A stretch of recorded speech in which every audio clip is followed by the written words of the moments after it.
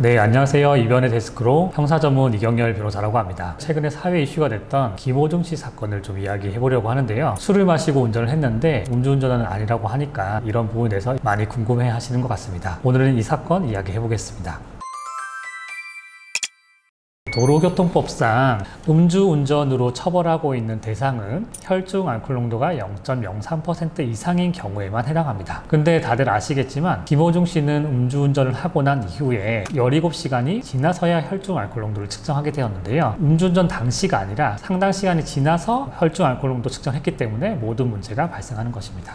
위드마크 공식 들어본 적 있으세요? 위드마크 공식이 음주운전을 하고 난 당시가 아니라 상당히 좀 시간이 지나고 술이 깬 이후에 측정한 그 혈중 알코올 농도를 기준으로 해서 과거로 역산해가지고 그 당시의 혈중 알코올 농도를 측정해 보는 것인데요. 운전자의 키나 체중, 마신 양 등을 기초로 해가지고 역산하는 방식입니다. 근데 이 계산 방식이 좀 문제가 되는 게 워낙 오래된 그런 근거 자료들을 바탕으로 하다 보니까 아무래도 좀 과학적인 근거가 좀 빈약하다는 비판이 있고, 다들 아시겠지만 술은 사실 좀 체질의 기반으로 어떤 분은 술을 많이 마시더라도 혈중 알코올 농도가 좀 낮게 나올 수도 있고 또 어떤 건 높게 나올 수도 있기 때문에 이런 여러 가지 변수를 고려했다고 보기는 힘듭니다. 술을 마신 부분에 대해서도 초반에 많이 마셨을 수도 있고 후반에 많이 마셨을 수도 있고 또 동석자들이 좀 많이 마셨을 수도 있고 이런 부분들의 변수들이 있기 때문에 정확하게 혈중 알코올 농도를 판단하기 좀 힘든 것이죠. 그러다 보니까 재판부에서는 위드마크 공식만을 근거로 해가지고 음주운전을 했다는 부분을 좀 판단하기는 힘든 것입니다. 김호중 씨 사건처럼 또 아주 이슈가 됐던 사건이 있었는데요. 방송인 이모 씨 기억하시는지 모르겠지만 그분이 술을 마시고 차를 두고 도주를 한 적이 있어요. 그때도 검찰에서는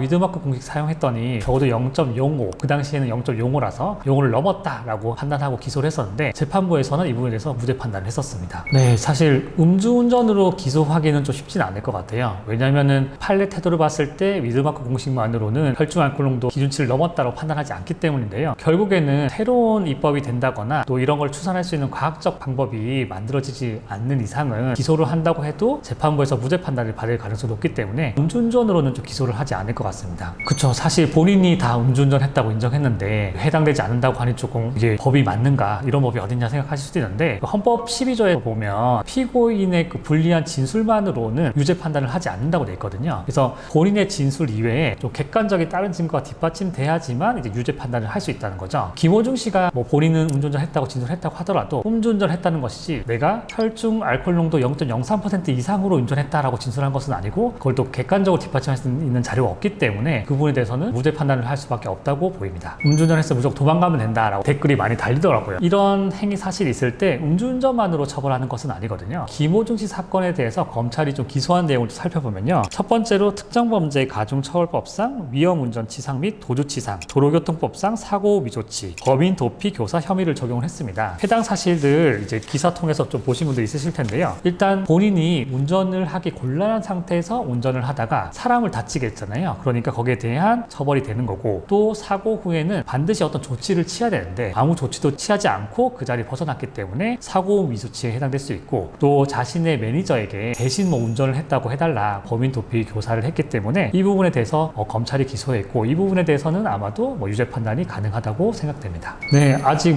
이제 재판이 제대로 진행되지 않은 상황이기 때문에 참 내장하기가 좀 힘들긴 한데요. 그냥 일반인 분들이 거의 유사한 법률 사실로 기소가 됐다고 한다면 처음에 피해자랑 합의만 잘 되면 제 생각에 재판까지 가지도 않고 구속되지도 않았을 거고 벌금으로 끝났을 수도 있다고 생각은 들어요. 근데 문제가 김호중 씨 같은 경우는 계속 진술을 번복했고 또 추가적인 범행을 좀 했잖아요. 범인 도피를 교사한다거나 워낙 또 공인이고 모범을 보여야 되는 사람인데 법망을 좀 피해가려고 하는 그런 모습들을 보였기 때문에 사실 벌금형으로 끝나기는 좀 쉽지 않다고 판단이 들고요. 실형을 1년 정도 안쪽 또는 집행유예 판단, 이 두 가지 선택지가 있을 것 같은데 재판부에서 조금 괘씸하다고 생각보다 좀 중한 형도 내릴 수 있다고 판단이 되고 있습니다. 네, 지금까지 좀 최근에 이슈가 됐던 사건에 대해서 좀 이야기를 해봤고요. 다음에는 또 다른 내용으로 좀 찾아뵙겠습니다. 여기까지 이변의 데스크로 이경렬 변호사였습니다. 네, 감사합니다.